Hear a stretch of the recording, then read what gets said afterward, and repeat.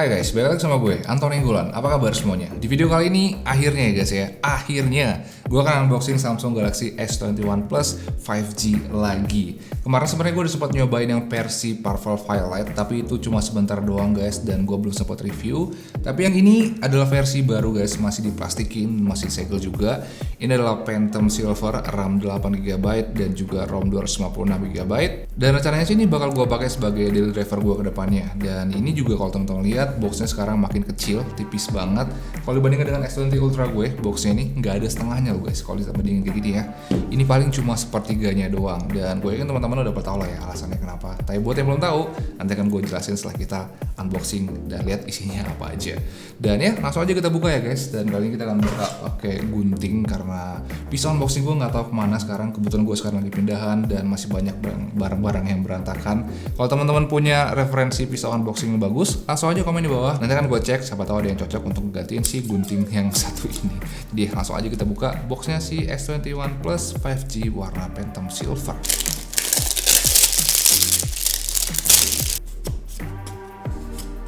Langsung dibuka aja. Ya, dia isinya guys, Samsung Galaxy S21 Plus 5G.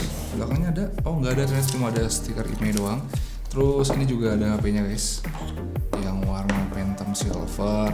Di dalamnya juga ada kertas seperti biasa ini. Dan ini kecil banget ya guys ya, karena isinya juga cuman kertas-kertas doang. Dan juga kabel USB Type-C.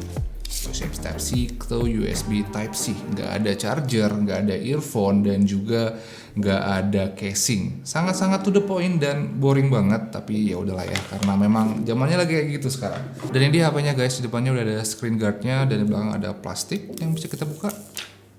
Alright, dan ada stiker juga yang terakhir. Di kameranya juga ada plastik ternyata, jadi bisa kita buka juga. Untuk pelindung lensa kameranya kali ya di dalam boxnya.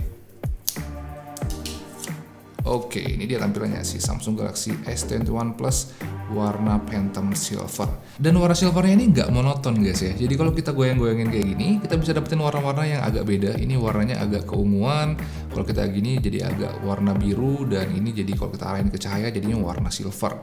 Sedangkan frame-nya sendiri ini warnanya silver chrome, dan kameranya juga ini agak doff juga. Bahannya ini mirip banget dengan si Note 20 Ultra, dan itu bagus karena itu jadi nggak ngebuat dia kelihatan jorok kayak S20. Kalau S20 ini gampang banget jorok, apalagi karena emang permukaannya glossy kayak gini kan. Jadi kalau kita tempelin sidik jari kayak gini, dia langsung kelihatan jorok. Tapi kalau yang ini nggak kelihatan banget joroknya. Jadi itu bagus banget sih untuk membuat tampilan HP ini nggak kelihatan dekil gitu ya. Ini bagus banget sih. Dan ya mungkin gue langsung hidupin aja, dan kita akan lihat nanti kira-kira isinya seperti apa. Oke guys ya, tadi gue udah selesai setting HP-nya dan udah install banyak banget aplikasi di HP ini. Sampai-sampai tadi sempat baterainya lowbat juga, dan akhirnya gue cas pakai chargernya Samsung Galaxy Note 20 Ultra, dan ternyata bisa dan sama-sama cepat. Soalnya emang kedua HP ini sama-sama pakai charger super fast charging dari Samsung yang 25 watt, bahkan yang S21 ini bisa sampai yang versi 45 watt juga. Dan buat yang belum tahu tadi alasannya kenapa HP ini nggak bawa earphone, charging, dan juga casing, alasannya itu katanya ada dua guys ya. Yang pertama itu untuk ngurangin limbah lingkungan, dan yang kedua itu katanya 50% user Galaxy S21 ini adalah orang-orang yang upgrade atau orang-orang yang trade-in. Dan kalau kalian trade-in dari Galaxy S atau Galaxy Note, kalian masih bisa pakai aksesorisnya. Soalnya pas trade-in sekarang itu kalian nggak perlu bawa box dan juga aksesorisnya. Kalian tinggal kasih HP-nya aja, dan aksesorisnya kalian pakai lagi di HP S21 Plus ini. Tapi kalau kalian belum pernah upgrade dari kedua HP ini, kemungkinan besar kalian harus beli chargerannya sih. Dan chargerannya sendiri kalau nggak salah sih harganya tuh sekitar 100.000 sampai 200.000-an, gue kurang tahu, tapi kisaran segitu kalau nggak salah harganya chargerannya. Dan untuk tampilan HP-nya sendiri, tampilan depannya tuh dibuat bener-bener flat, dan juga di bagian belakangnya dibuat bener-bener unik. Gue bilang ini bener-bener unik soalnya tampilannya beda banget kalau dibandingkan dengan flagship-flagship yang ada sekarang, terutama di Android. Ini dibilang unik itu karena bagian kameranya dibuat nyambung dengan bagian frame-nya. Bisa kita melihat ini ada kayak semacam garis gitu yang langsung nyatu ke bagian modul kameranya, dan itu ngebuat tampilan dari HP ini bener-bener punya karakter yang kuat banget dan gampang dikenalin kalau ini adalah S21 Plus. Dan itu ngebuat kita gampang untuk flashing juga guys ya, karena dengan desain yang berkarakter kayak gini, orang-orang pasti gampang tahu kalau ini adalah HP Samsung yang harganya memang nggak murah. Dan untuk warna Phantom Silver ini sendiri, sebenarnya kesannya tuh lebih ke arah netral. Warnanya sebenarnya nggak silver-silver banget. Kalau kita melihat di bagian frame-nya memang masih warna chrome silver. Tapi di bagian back cover ini punya warna yang menurut gue bisa berubah-ubah. Jadi bisa berubah jadi warna ungu, atau dibuat agak biru juga bisa. Tapi kalau kita arahin ke cahaya, baru deh back cover-nya kelihatan seperti warna silver beneran. Dan untuk finishing back covernya sendiri, ini lebih ke arah frosted, mirip banget dengan yang di Note 20 Ultra. Dan gue suka itu karena itu ngebuat back covernya itu nggak gampang kelihatan dekil oleh sidik jari. Dan itu beda banget kalau dibandingkan dengan yang S20 Ultra. Kalau S20 Ultra ini kan finishingnya lebih ke arah glossy, dan kalau kita tempelin sidik jari kayak gini, finishing frosted dari Galaxy S21 Plus ini ngebuat bekas sidik jarinya itu jadi nggak terlalu terlihat, dan itu ngebuat tampilan HP ini tetap kelihatan clean walaupun dipakai tanpa casing, dan itu menurut gua asik banget. Dan untuk layarnya tadi, seperti yang gue bilang, dia punya permukaan yang bener-bener flat, jadi emang ini gampang ditempelin screen guard dan juga tempered glass.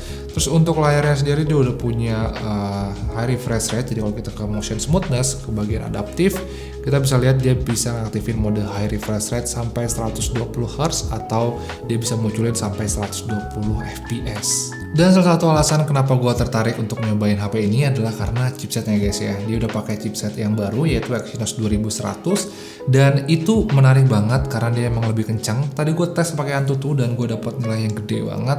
Tadi gue dapat nilai sekitar 650 ribuan, dan itu jauh lebih besar kalau dibandingkan dengan Note 20. Jadi kalau di Note 20 ini kita melihat nilainya itu sekitar 409 atau hampir 500 ribu. Jadi ada perbedaan sekitar 150 ribuan. Dan menurut gue itu menarik banget karena di Note 20 sendiri chipsetnya itu sebenarnya udah kenceng banget guys. Dan di yang S21 Plus ini gue rasa dia bakalan lebih kenceng lagi, dan dia bakalan bisa kuat nampung banyak fitur ke depannya. Apalagi dengan chipset kenceng ini, kata juga NPU-nya 2 kali lebih besar, itu bakal ngebuat HP ini gampang dimasukin fitur-fitur yang berat dari Samsung untuk beberapa tahun ke depan. Apalagi kan software update Samsung kan bagus banget ya.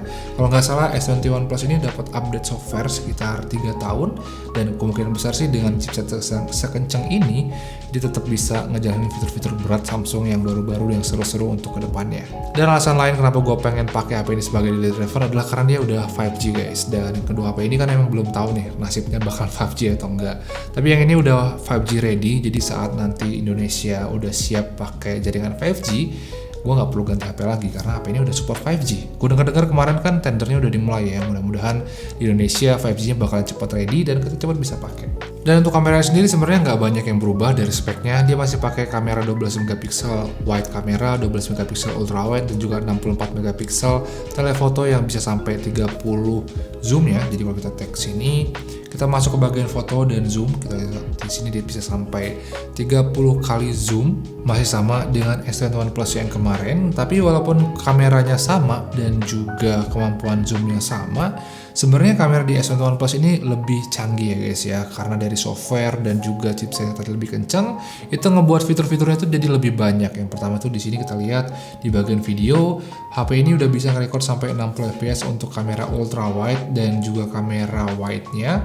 Terus juga kalau kita masuk ke bagian super slow motion, Super steady maksud gue, Super steady-nya udah bisa nge-record sampai Full HD 60, padahal yang sebelumnya itu masih 30 fps. Terus kalau kita masuk ke bagian sini, di sini ada fitur baru namanya Director View, dan di sini kita lihat ada 4 preview kamera. Ini 3 kamera belakangnya dan ini 1 kamera depannya.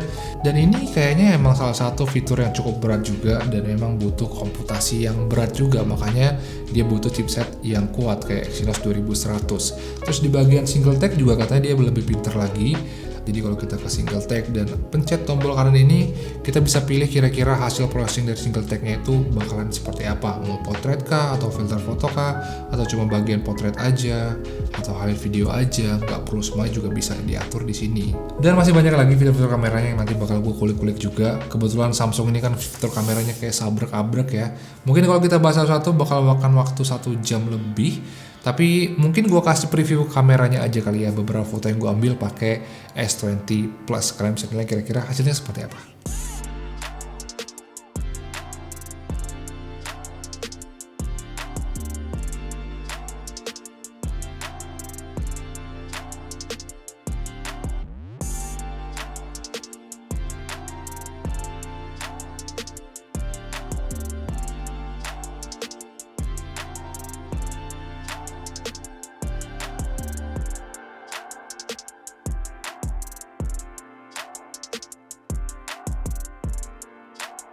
Jadi ya mungkin segitu aja sedikit pembahasan gue untuk Samsung Galaxy S21 Plus. Gue sendiri bakal pakai HP ini sebagai daily driver gue.